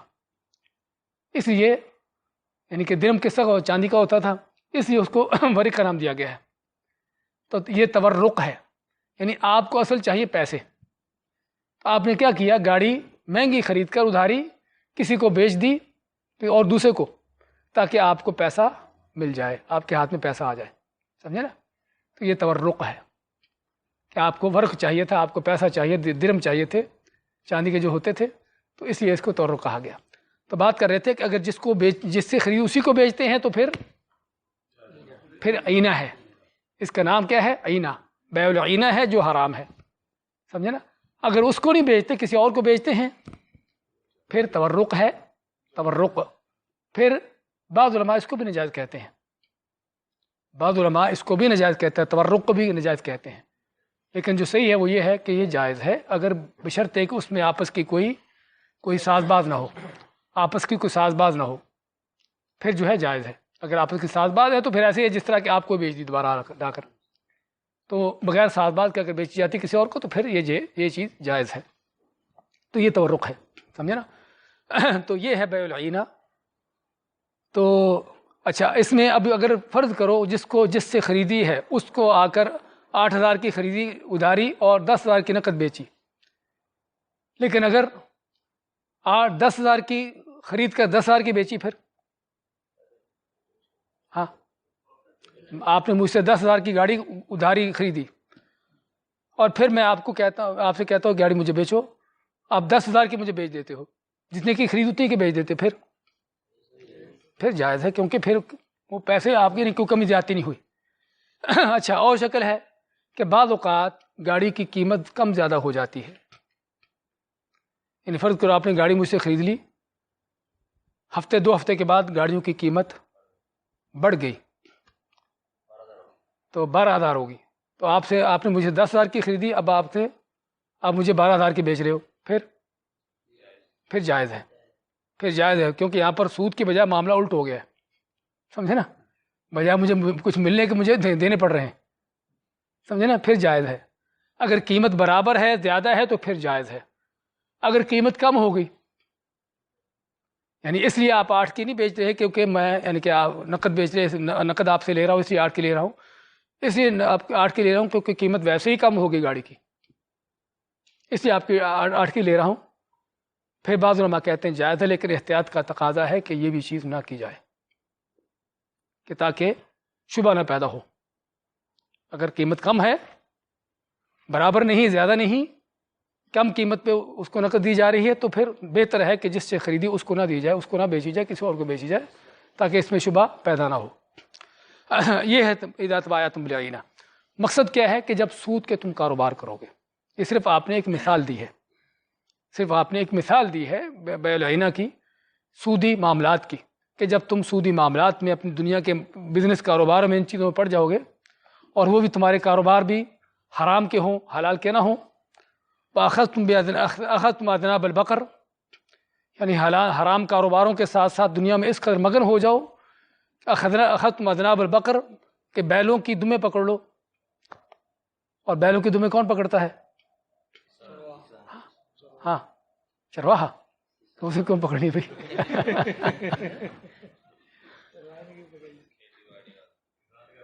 مجھے لگتا ہے کہ آپ نے کسی کو ہل چلاتے دیکھا نہیں ہے،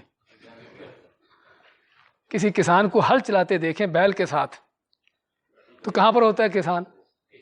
بیل کے دم کے پاس ہوتا ہے، سمجھے نا؟ وہ ہل ہوتا ہے، بعض اوقات ایک بیل ہوتا ہے، بعض اوقات 2 بیل ہوتے ہیں، دونوں طرف دونوں بیل ہوتے ہیں، درمیان میں وہ ہل ہوتا ہے، ہل جس سے وہ زمین کو کھودتے ہیں۔ تو کسان جو اپنے ہل چلانے والا کہاں پر ہوتا ہے؟ بیل کے دم کے پاس، سمجھے نا؟ تو بیلوں کی ہاں، وہ بھائی ان کو چلاتا ہے نا، ہانکتا آگے، وہ یہ کرتا ہے، ہاں دم کو مروڑتا ہے،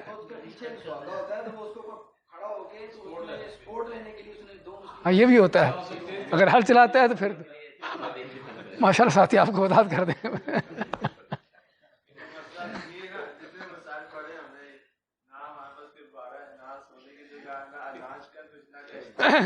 دیکھیے بھی اصل چیز کیا ہے کہ شریعت جو ہے وقت کے جو لوگ ہوتے ہیں ان کو مخاطب ہوتی ہے، سمجھے نا؟ تو اس وقت لوگوں کے کام کیا تھے؟ یہ چیزیں تھیں، ان کے پاس ٹریکٹر کو اس طرح کی چیزیں تو تھی نہیں ہل چلانے کے لیے، تو بیل تھے ان کے پاس، بیلوں سے ہل چلاتے تھے، بیلوں سے زمینیں بناتے تھے، زمینیں کھودتے تھے، ہاں بیلوں سے پانی نکالتے تھے، اونٹوں سے پانی نکالتے تھے، تو اس لیے ان کا ذکر آیا. تو اخذتم اذناب البقر، اور تم نے بیلوں کی ان کی دمیں پکڑ لی، یعنی کہ ہل چلانے، زمین بنانے ان میں لگ کے. ورضیتم بالزرع، اور اپنی کھیتی باڑی پر خوش ہو کے بیٹھ گئے، اسی پر راضی ہو گئے. وترکتم الجہاد، اور تم نے جہاد چھوڑ دیا. اور پہلے 3 کام جو ہیں وہ چوتھے کام کا، اس کے چوتھا کام ان کا رزلٹ ہے. چوتھا کام جو ہے وہ پہلے 3 کاموں کا نتیجہ ہے کہ جب آدمی کاروبار بزنس میں پڑ گیا، اور خصوصاً تبایاتم بالعینہ کا لفظ جو ہے، یعنی ہم کہیں گے کہ ان تینوں پہلے جو 3 جملے ہیں اس میں 2 چیزوں کا ذکر آیا ہے. ایک تجارت اور دوسرا ذمہ دارہ. ایک تجارت اور دوسرا تجارت سے مراد یعنی سودی کاروبار، سودی معاملات، اس طرح کی چیزیں. اور بیلوں کی دمیں پکڑنے کا معنی کہ ذمہ دارہ اور ان چیزوں کے اندر، کیونکہ اور عموماً آفسر کے زمانے میں لوگ 2 ہی طرح کے تھے. اس وقت کوئی آفس تو تھے نہیں، کوئی فیکٹریاں، کوئی منسٹریاں تو تھی نہیں کہ جہاں پر لوگ جا کر جاب کرتے. سمجھے 2 ہی طرح کے کام تھے، یا کوئی کاروبار بزنس سے لوگوں کے، یا پھر کھیتی باڑی تھی، ذمہ دارہ تھا. تو اس لیے آپ نے دونوں کی مثالیں دے دی کہ جب تم کاروبار، اور کاروبار بھی حرام کے، کیونکہ حلال کے کاروبار جو ہے اس میں انسان اگرچہ پڑھتا بھی ہے تب بھی اس کے اندر مال کی وہ طمع لالچ پیدا نہیں ہوتی، مال کی حوث پیدا نہیں ہوتی جو حرام کی وجہ سے پیدا ہوتی ہے. اس لیے آپ نے حرام کی مثال اس لیے دی کہ مال کی حوث پیدا ہو جانا، کاروبار بزنس میں اس انداز سے پڑ جانا کہ دین سے بالکل آدمی غافل ہو جائے، اور کوئی اگر ذمہ دارہ کرتا ہے، کوئی زمین ہے اس کی، کوئی کھیت ہے تو ان کے اندر پڑ جائے، بیلوں کی دمیں پکڑ کر یعنی ہل چلانا، زمینیں بنانا اور کھیتی باڑی کر کر اسی پر خوش ہو کے بیٹھ جانا. تو جب تم یہ کام کرو گے، دنیا داری کے اندر پڑ جاؤ گے. دوسرے الفاظ میں آپ یہ کہیں کہ دنیا داری کے اندر پڑھ کے جو دین کو بھلا دو گے، وترکتم الجہاد، اور جہاد کو چھوڑ دو گے. تو جس طرح ہم ذکر کیا کہ چوتھی چیز جہاد کا چھوڑنا، یہ پہلی 3 چیزوں کا نتیجہ ہے. یقینی طور پر آدمی جب کاروبار بزنس میں پڑا ہے، اس کی دن رات کی سوچ و فکر یہی ہے، اور مال اس کے پاس ہے، اس کے بزنس ہے، اس کے کاروبار ہیں، اس کی دکانیں، مارکیٹیں ہیں، تو پھر اس کی فکر انہی چیزوں پر ہوگی. وہ جہاد کے لیے کب اس کو فرصت ملے گی نکلنے کی، جانے کی، کرنے کی؟ بلکہ اگر جانے کا وقت بھی اس کو ملے گا، موقع بھی ملے گا، تب بھی کیسے سارے کام کو چھوڑے گا؟ ساری مارکیٹیں، دکانیں، سارا مال کیسے چھوڑ کے نکلے گا؟ ممکن نہیں ہے. اس طرح کھیتی باڑی بھی انسان کے کھیت ہیں، باغات ہیں، فصلیں ہیں، اور یہ ساری چیزیں جن کے ساتھ بڑی اس کی لگن ہے. اور اسی لیے سورۃ توبہ اللہ نے ان چیزوں کا ذکر کیا نا. ہاں جی، سورۃ توبہ میں انہی چیزوں کا ذکر کیا کہ جب جہاد سے 8 چیزوں کا ذکر کیا، پہلے 5 رشتے آتے ہیں، اس کے بعد کیا فرمایا؟ وَتِجَارَةٌ تَخْشَوْنَ كَسَادَهَا وَمَسَاكِنُ تَرْضَوْنَهَا. اس سے پہلے مال جن کے، تو یہ ساری وہی چیزیں ہیں کہ جن میں آدمی پڑھ کر جو ہے وہ پھر اس کو ان چیزوں کو چھوڑنا بھی ممکن نہیں ہوتا. اور جنگ تبوک میں یہی تھا کہ منافق جو ہے وہ کیوں نہیں گئے تھے؟ کھجوریں پکی ہوئی ہیں، گرمی کا موسم ہے، کھجوریں چھوڑتے ہیں تو پورے سال کے ان کا راشن جاتا ہے، تو اس لیے وہ نہیں جا سکے، نہیں گئے. اس لیے تو بات کر رہے تھے کہ یہ وہ چیزیں ہیں جو انسان کی اس کی زنجیریں ہیں، انسان کی زنجیریں ہیں. جس کا مال زیادہ ہوگا، کاروبار بزنس پھیلے ہوں گے، زمینیں کھیت زیادہ ہیں، پھل اس طرح کی چیزیں زیادہ ہیں، اسی کا تو زنجیریں جو ہیں وہ زیادہ ٹائٹ ہیں، مضبوط ہیں، کہ جو زنجیریں انسان کو پھر چلنے ہلنے نہیں دیتی، گھر سے نکلنے نہیں دیتی. ایک آدمی کا گھر بار ہی نہیں ہے، کوئی کھیت ہی نہیں ہے، کوئی کاروبار ہی نہیں ہے، اس کے لیے کیا ہے کہ مشکل نہیں گھر سے نکلنا. ہمارے شیخ بتاتے تھے کہ پچھلے زمانوں میں جب لوگ پیدل جاتے تھے تو ایک آدمی وہ کیا کرتا کہ اس کے پاس اپنا کوئی سامان وغیرہ نہیں ہوتا تھا، وہ کسی کافرے کے ساتھ چلتا اور ان کے ساتھ شرط طے کر لیتا، میں تمہاری خدمت کیا کروں گا اور تم اپنے ساتھ لے جاؤ. کھانا پینا ان کے ساتھ کھاتا، جہاں وہ رکتے ان کا سامان اتارتا اور چڑھاتا یا کوئی بھی کرتا. تو اب لوگ کیا ہے، جب بھی اترتے اپنے سامان سنبھال لیں، یہ کر رہے وہ کر رہے، اس کو لگا رہے، جب چڑھنا ہوتا جب بھی سامان لاد رہے، یہ کر رہے، یہ اپنے دونوں جوتے اٹھاتا اور ساتھ ان کے چل پڑتا. اس لیے آدمی جتنا ہلکا پھلکا ہوتا ہے اتنا ہی اس کے لیے معاملات آسان ہوتے ہیں، اور جتنا معاملات زیادہ پھیلے ہوتے ہیں، کاروبار ہے، بزنس ہے، زمینیں ہیں، کھیت ہیں، یہ سارا کچھ ہے، سمجھے نا، اسی قدر وہ زنجیریں پھر چاروں طرف سے لگی ہوتی ہے اس کو، کہ جو اس کو پھر ہلنے نہیں دیتی. یہ زنجیریں ہیں. وترکتم الجہاد، تم جہاد چھوڑ دو گے تو پھر کیا ہے؟ سلط اللہ علیکم ذلًا، کہ اللہ تعالیٰ تم پر ذلت رسوائی مقدر کرے گا. لا ينزعہ، اس ذلت رسوائی کو تم پر ڈالے رکھے گا، مسلط کیے رکھے گا، تم کو اس سے نکالے گا نہیں. حتی ترجعوا الی دینکم. ہاں جی، تنزع کے نیچے زیر ہے.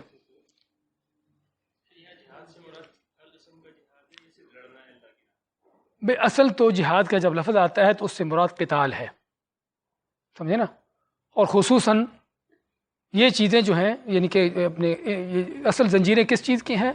اس جہاد کی ہے جو میدانوں میں نکلنے کر، لیکن بعض اوقات یعنی کہ جہاد کا لفظ جو ہے وہ دوسرے چیزوں میں بھی استعمال ہوتا ہے۔ علم کا جہاد ہے، لوگوں کو علم سیکھنا سکھانا، پڑھانا جس کی ضرورت ہے لوگوں کو دعوت دینا، یہ بھی اسی جہاد کے سارے مراحل میں سے ہیں، اسی میں سے ہے۔ لیکن اصل جب یعنی کہ جہاد کا قرآن سنت میں جو استعمال لفظ ہوا ہے وہ قتال کا لفظ جو مارکے کا میدان کا جہاد ہے اس کے لیے استعمال ہوتا ہے، لیکن کوئی شک نہیں کہ اس میں علم کا یہ ساری چیزیں اس میں شامل ہیں۔ اور یہ بھی جن چیزوں کا ذکر ہوا ہے، کاروبار، بزنس، زمینیں، کھیت، جہاں پر انسان کو میدانوں کی طرف سے نکلنے سے منع کرتی ہیں، یہاں پر اس کو کوئی دین کا علم سیکھنا سکھانا کوئی اس جہاز سے اس کو روکتی ہیں، کوئی شک نہیں۔ اس کے لیے یہ بھی رکاوٹ ہے بھئی کیوں آپ نہیں دین سیکھتے؟ بھی ٹائم ہی نہیں میرے پاس، فرصت ہی نہیں میرے پاس، اس قدر اپنے کاروبار میں، اپنی جاب میں، ان چیزوں میں مصروف ہے۔ تو کوئی شک نہیں کہ دونوں ہی طرف زنجیریں، اگرچہ مشکل زیادہ وہ دوسرا ہے جو میدان میں نکلنے کا ہے۔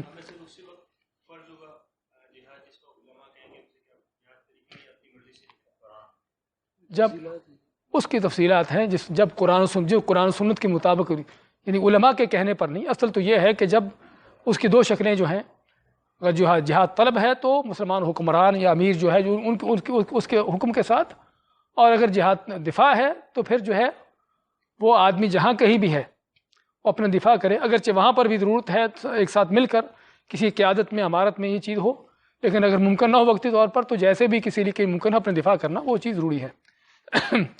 تو یہاں پر جو قابل غور چیز ہے وہ کیا ہے؟ حتی ترجعوا الی دینکم، کہ اللہ تعالیٰ یہ ذلت رسوائی تم پر مقدر کیے رکھے گا یہاں تک کہ تم اپنے دین کی طرف لوٹو۔ یہ نہیں کہا کہ جہاد کی طرف لوٹو، یہ کیوں فرمایا؟ کہ جہاد کو دین کا نام دیا گیا ہے، کہ جہاد ہی دین ہے۔ اس لیے آپ نے کیا فرمایا؟ ذروۃ السنام الاسلام، کہ ٹھیک ہے نماز بھی اپنی جگہ پر ہے، روزے کا بھی اجر ہے، زکوٰۃ، حج، سارا کچھ ہے، لیکن اسلام کی چوٹی کیا ہے؟ ذروۃ السنام الاسلام، اسلام کی چوٹی کوہان کیا ہے؟ وہ جہاد ہے۔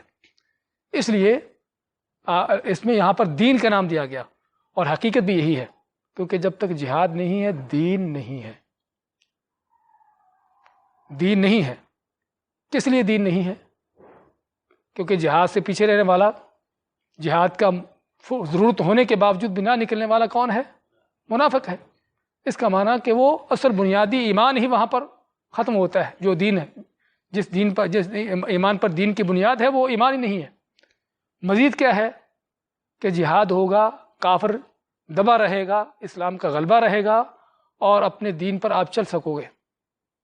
جہاد نہیں ہوگا تو آج دیکھتے ہیں آپ کیا ہو رہا ہے، آج دیکھتے ہیں آپ کیا ہو رہا ہے کہ آپ کی مسجدیں گر رہی ہیں، تباہ ہو رہی ہیں، لوگوں کو نماز پڑھنے کے لیے جگہ بھی نہیں ہے، سمجھے نا، اور عبادت کے لیے ان کے پاس کوئی وقت ہی نہیں ہے، ہر وقت ڈر، خوف، بد امنی، یہ ساری چیزیں، وہاں پر عبادت کیا ہوگی؟ کس دین پر چلے گے؟ مزید کیا ہوگا؟ اس طرح کے فقر و فاقے سے، اس طرح کی صورتحال سے کافر فائدہ اٹھا کر کیا کرے گا؟ تم کو اپنے پروگرام دے گا، بھی آؤ ہمارے یہ سکول ہے، اپنے بچوں کو ادھر لاؤ، ہم تمہارے بچوں کو پڑھاتے، اپنے ملکوں میں لے جاتے اٹھا کر، آپ کے بچوں کو تعلیم دلاتے ہیں، اور پھر وہ بچے کیا بن کر نکلیں گے؟ ہاں جی، وہ بچے وہی کافر ہوں گے جہاں سے انہوں نے تعلیم حاصل کی ہے۔ ہاں، ہر جگہ پر یہی کچھ ہو رہا ہے۔ یہ سیریا عراق میں کیا کچھ نہیں ہوا، وہاں پر ہزاروں کی تعداد میں بچوں کو، وہ بچے چھوڑ کر جو خود لوگ ہجرت کر کے ادھر نکل رہے ہیں، یورپ کے علاقوں میں جا رہے ہیں، ہم کہتے ہیں وہاں پر جو صحراؤں میں پڑے لوگ مر رہے ہیں وہ بہت خیر میں ہیں ان کی نسبت جو ان یورپ ان ملکوں کے اندر جا کر پناہ لے رہے ہیں۔ ان کا اپنا حشر کیا ہوگا، آگے ان کے آنے والی نسلوں کا کیا حال ہوگا، سمجھے نا۔ ہم بعض اوقات صرف نقصانات کو دیکھتے ہیں ظاہری طور پر، بھی بلڈنگ تباہ ہو گئی، اتنے لوگ مر گئے، اتنا نقصان ہو گیا، اتنی گاڑیاں تباہ ہو گئی، ٹھیک ہے یہ نقصانات ہیں، لیکن دین کے نقصان کو کبھی ہم نہیں دیکھتے کہ دین کا نقصان کتنا ہوا ہے۔ اس طرح کے حالات کے پیچھے کافر نے کیا کیا ہے، کافر نے کتنے لوگوں کو گمراہ کیا ہے، کتنے لوگوں کے عقیدے بگاڑے ہیں۔ کہ افغانستان وہ علاقہ جہاں پر کوئی یعنی کہ لوگ یعنی کہ ٹھیک ہے ان کے ہاں بدعات، شرک تو تھے جو تھے، لیکن بدکاری، بے حیائی، اس طرح کے کلچروں کو جانتے نہیں تھے وہ لوگ، لیکن وہاں پر اب انہوں نے کس انداز سے جو ہے بے حیائی بدکاری پھیلانے کے ان کے پروگرام دن رات چل رہے ہیں، اور ان لوگوں کو خراب برباد کرنے کی ان کو کس انداز سے ان کے دن رات کی سازشیں چل رہی ہیں۔ تو اصل سب سے بڑا نقصان وہ یہ ہے، اصل سب سے بڑا نقصان یہ ہے۔ اسی لیے بات صلی اللہ علیہ وسلم نے کہا ہے کہ لوگ گھروں کے گرنے پر، ملک شہروں کے تباہ ہونے پر آنسو بہاتے ہیں، اس چیز پر آنسو نہیں بہاتے کہ لوگوں کے عقیدے، ان کے دین کس قدر خراب ہوئے، برباد ہوئے۔ تو بات کر رہے تھے کہ جب جہاد نہیں ہے تو دین ہی نہیں ہے، نہ تو آدمی بنیادی طور پر اس وقت میں جہاد کے وقت میں پیچھے رہنے والا اور نہ آگے نکلنے والا اور نہ اس کے لیے کچھ کرنے والا ویسے ہی مومن نہیں ہے، منافق ہے۔ اور اگر مومن بھی ہے تب بھی اگر جہاد نہیں کر رہا، اگر کسی کا لحاظ سے کہا جائے کہ بھی ٹھیک ہے وہ اس کی کوشش ہے، لیکن جہاد کافروں کا غلبہ ہے تو وہ اپنے دین پر چل بھی نہیں سکتا، اس لیے اس کو دین کا نام اس لیے دیا گیا، حتی ترجعوا الی دینکم، یہاں تک کہ تم اپنے دین کی طرف لوٹو۔ اچھا، اس حدیث میں کیا کہتے ہیں کہ رواہ ابو داؤد من روایت نافع، کیونکہ اس میں روایتوں میں اختلافات ہوتا ہے، بعض کا سندوں میں اختلاف ہوتا ہے کہ اس کے صحابی کون ہیں، ابن عمر، اور ابن عمر کے سب سے بڑے راوی جو ہیں ان کے غلام نافع ابن عبداللہ ہیں، نافع ابو عبداللہ، وہ سب سے بڑے ان کے راوی ہیں۔ لیکن انہی کی دوسری روایت ہے عطا سے، عطا ابن ابی رباح، جو تابعین میں سے ہیں اور بڑے یعنی کہ کبار تابعین میں سے ہیں، کبار سے مراد یعنی بہت یعنی کہ ان علماء میں سے جن کا بہت بڑا یعنی کہ علمی لحاظ سے ایک بہت بڑی حیثیت تھی، اور خصوصاً روایت میں اپنے تفسیر کی روایت میں۔ تو احمد کی روایت میں جو ہے وہ عطا سے ہے، نافع سے نہیں ہے۔ تو اللہ والے جو اس کے اندر مقال ہے، مقال کا معنی کیا ہے؟ اس کے اندر کلام ہے، کلام نہیں علماء کا کچھ یعنی کہ کلام ہے کہ یہ حدیث صحیح ہے یا کیسی ہے، تو اس کے مقال اس وجہ سے ہو سکتی ہے کہ بعض نے اس کو نافع سے روایت کیا ہے اور بعض نے اس کو عطا سے روایت کیا ہے۔ لیکن ضروری نہیں کہ بعض اوقات اس طرح کا اختلاف جو ہے وہ اس کے ضعیف ہونے کی دلیل ہو، بعض اوقات ضعیف ہونے کے بجائے بلکہ اس کو اور تقویت دیتا ہے کہ یعنی کہ ایک راوی کو دوسرے راوی سے اس کی تائید مل رہی، لیکن بعض اوقات اس کے ضعیف ہونے کی دلیل ہوتی ہے کہ اصل جو ہے روایت اس سے ہونی چاہیے تھی، لیکن کسی راوی نے اس سے ہٹ کر دوسرے سے روایت کر دی، تو حدیث کے اندر جو ایک اضطراب کی شکل پیدا ہوتی ہے۔ پہلے ہم نے جو حدیث پڑھی ہے اپنے فضالہ ابن عبید کے جو حدیث جو ہے وہ قلادے کے بارے میں، اس کے بارے میں یہی ہے، اس میں علماء کے کافی سارا اختلافات ہیں اس حدیث کے الفاظ کے بارے میں کہ قلادے کی قیمت کتنی تھی، 12 دینار تھی یا کم تھی یا زیادہ تھی، اور اسی بنیاد پر بعض علماء نے اس حدیث کو بھی ضعیف کہا ہے۔ لیکن جو صحیح ہے وہ یہ ہے کہ جب جو ہے حدیث کا حکم جو کہ سود کی ایک شکل بیان کرنے کا ہے وہ واضح ہے، باقی چیز کی قیمت کا کم زیادہ ہونا ہے اس میں راویوں کے اختلاف ہونے سے فرق نہیں پڑتا، سمجھے نا؟ تو یہاں پر بھی اس کے اندر مقال کی یہ شکل ہے کہ جس میں جو ہے، لیکن علامہ البانی نے اس کو جو ہے اس کے مجموع طرق کے ساتھ اس کو صحیح قرار دیا ہے۔ بارک اللہ فیکم، جزاکم اللہ خیر۔